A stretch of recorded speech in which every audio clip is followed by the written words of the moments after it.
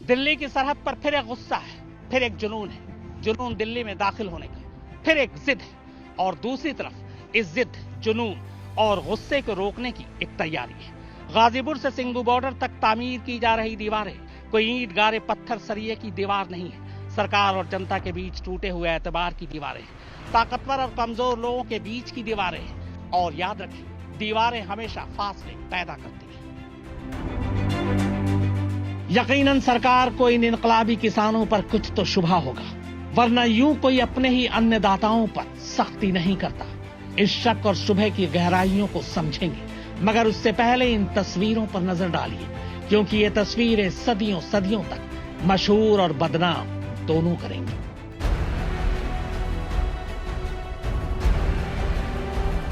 लोहे की सरिये से बनाए गए नुकीले हथियार हैं ये, सड़क पर सीमेंट से पैबस्त की गई कीलों की कतार हैं ये।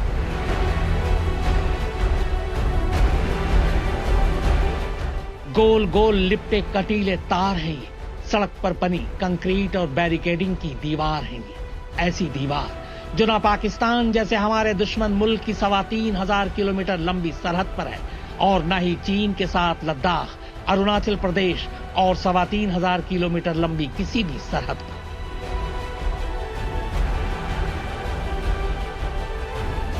मुमकिन है कि इन्हें देखकर आपको लगे कि या तो ये कोई अंतर्राष्ट्रीय बॉर्डर है या सिविल वॉर से जूझ रहे किसी देश से तस्वीर, लेकिन न तो राजधानी में अंतर्राष्ट्रीय सीमा है और न ही सिविल वॉर के हालात। हाँ, मगर दिल्ली की सरहद पर हंगामा बरपा जरूर।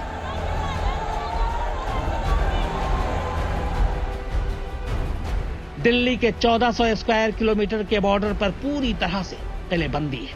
खासकर 2 हरियाणा से लगते हैं और एक उत्तर प्रदेश से। गाजीपुर, सिंघू और टिकरी तीनों बॉर्डर को सील कर दिए गए हैं। सरहद के इस तरफ नुकीली कीले, कटीले तार, कंक्रीट की दीवार, बैरिकेडिंग की कतार और पुलिस वालों के हाथ में आज के जमाने की स्टील की तलवार। दूसरी तरफ इनकलाब की मीनार, किसानों की शक्ल में अन्न के सरकार और इस आंदोलन के सरदार है।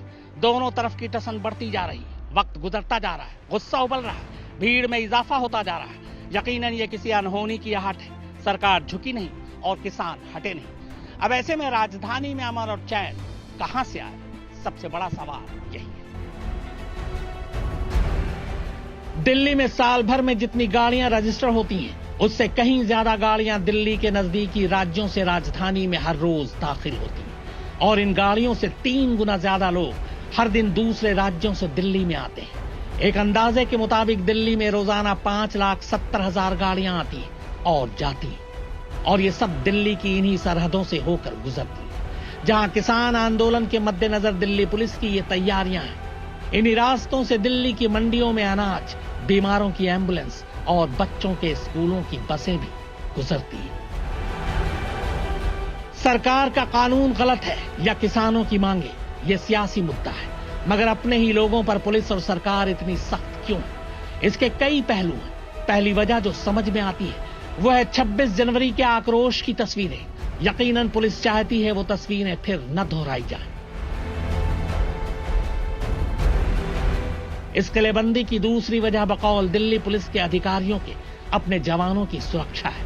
26 जनवरी को जो हुआ उसमें बहुत से पुलिस वाले घायल हुए थे। इतनी ही या उससे ज्यादा तादाद किसानों की तरफ के घायल हुए लोगों की भी है। तीसरी जो सबसे बड़ी वजह है वो आंदोलन का ऐलान। जाहिर है इसका सबसे ज्यादा असर राजधानी में ही देखने को मिलेगा। सुरक्षा की ये चाक चौबंद इंतजाम बताते हैं कि केंद्र सरकार भी इशारों में किसानों को ये संदेश देना चाहती है कि अगर वो आंदोलन का लॉन्ग टर्म प्लान तैयार कर रहे हैं तो वो भी तैयार है। तो सवाल ये है कि आखिर अब होगा क्या? तो इसे आप इन 3 तस्वीरों से समझ सकते हैं। पहली तस्वीर संसद में किसान आंदोलन को लेकर हुए हंगामे की है। दूसरी तस्वीर दिल्ली पुलिस कमिश्नर के बड़े दावे की है, और तीसरी तस्वीर दिल्ली के बॉर्डर पर सुरक्षा के कील वाले इस चक्रव्यूह की है।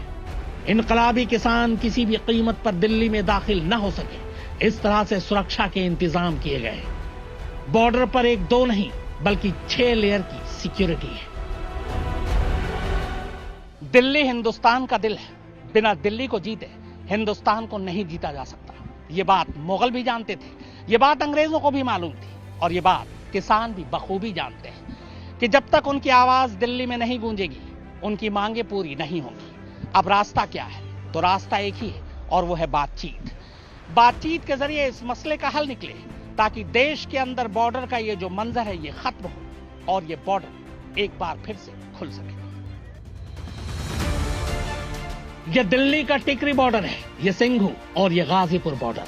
हर जगह की तस्वीरें बता रही हैं कि किलेबंदी कितनी सख्त है। बिना पुलिस की इजाजत के कोई आगे आ नहीं सकता, मगर हमने बैरिकेडिंग को पार किया, क्योंकि मीडिया को दोनों तरफ से आने जाने की मनाही नहीं है। मगर इस तरफ से उस तरफ जाने के लिए हमें भी 5 लेयर की बैरिकेडिंग के सुरक्षा चक्र को पार करना पड़ा।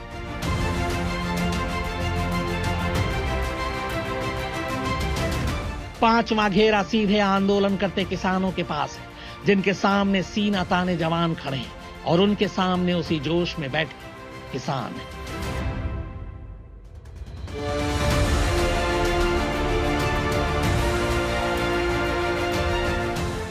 दिल्ली में किसानों की घेरेबंदी है। उधर पंजाब, हरियाणा और पश्चिमी उत्तर प्रदेश से किसानों का जत्था राजधानी की तरफ बड़े पैमाने पर लगातार कूच कर चुका है।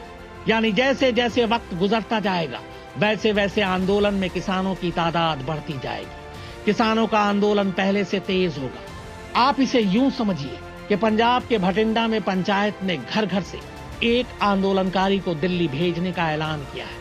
यानी हर घर से एक शख्स दिल्ली जाएगा।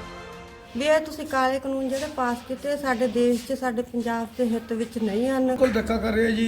जब मैं गांव का मुखिया हूँ तो लोगों ने बनाया है मुखिया, मैं लोगों के साथ हूँ तो लोगों के लिए हूँ। तो इसी प्रकार जो देश का मुखिया है वो मोदी साहब है, उसको भी लोगों के साथ चलना चाहिए, लोगों की बात माननी चाहिए। ये तस्वीरें रोहतक की हैं, जहां किसानों के समर्थन में उत्तर भारत की सबसे बड़ी खाप यानी मलिक खाप सिंघू बॉर्डर की तरफ रवाना हो चुकी है। वहीं कुरुक्षेत्र यूनिवर्सिटी के स्टूडेंट यूनियन भी किसानों के सपोर्ट में आगे आ गया है। एक के बाद एक इलाके से दिल्ली के बॉर्डर पर डटे किसानों के समर्थन में हाथ बढ़ रहा है।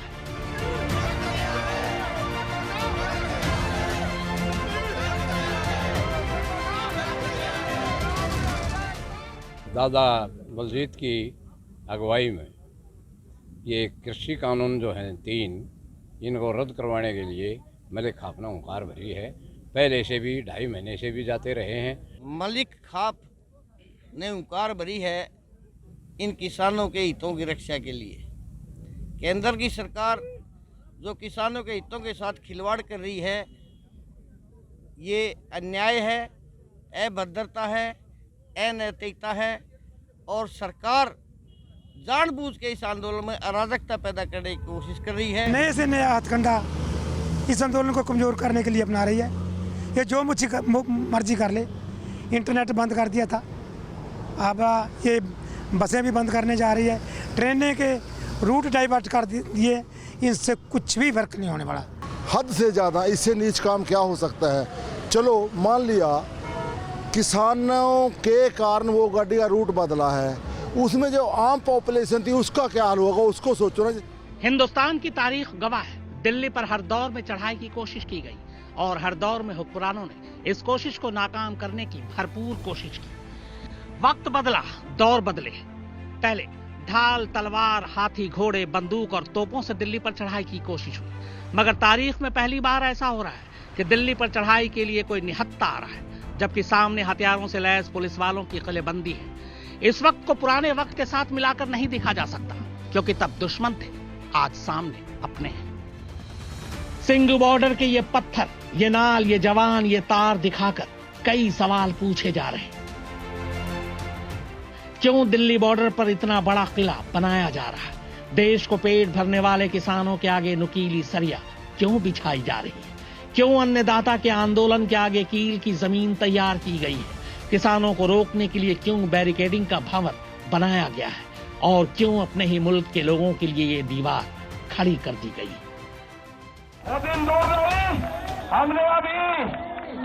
हमने अभी बिल वापसी की बात करी है।